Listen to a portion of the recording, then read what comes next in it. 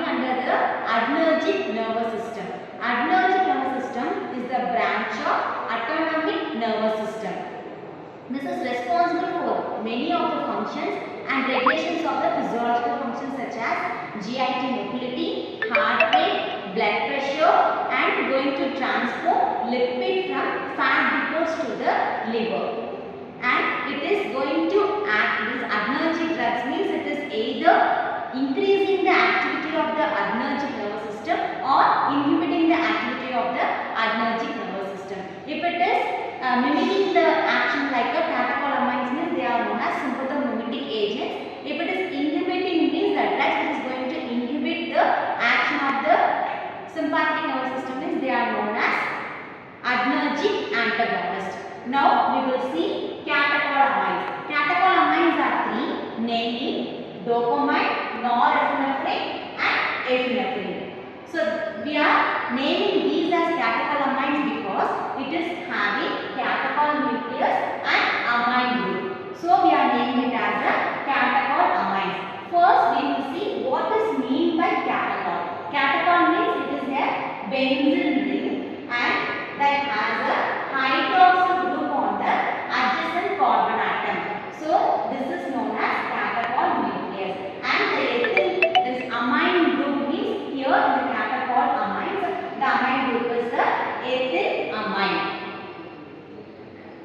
Now we will see the catechol amines. Catechol amines are endogenous catecholamines in the adrenergic nervous system. Actually we said that three catecholamines, they are dopamine, norepinephrine and epinephrine. See the structure of dopamine. The catecholamines means they are having catechol nucleus and ethylamine ring. So as it is catechol nucleus and ethylamine ring is there means it is dopamine. Benzene ring, OH and another adjacent OH, that is hydroxy group, CH2, CH2, NH2. This is dopamine structure. Next coming to the epinephrine structure. So epinephrine structure means as it is dopamine, but here in the beta carbon one hydroxy group is substituted. This structure is known as norepinephrine. Next one is epinephrine. Epinephrine is also like similar to the norepinephrine, and but one difference is the hydrogen group in the amine group, that is NH2. One of the hydrogen group is replaced with methyl group. So this structure is known as epinephrine. So we have seen the structures of the catecholamines.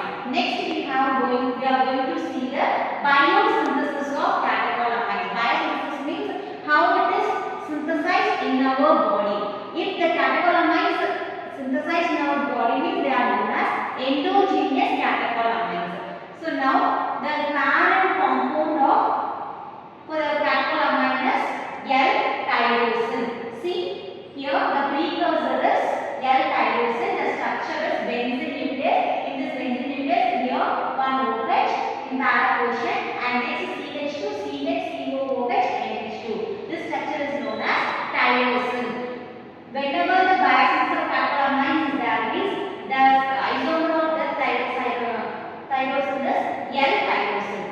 This tyrosine is affected by the tyrosine hydroxylase enzyme. So it is converted to L-dopa, which is the precursor of the dopamine. So this L-dopa means L-dihydroxyphenylalanine. That is in the difference between these two structures, you are getting adjacent hydroxy group. Next, this L-hydroxyphenylalanine is affected by the L-aromatic amino acid decarboxylase. So it is converted to dopamine in the cytoplasm.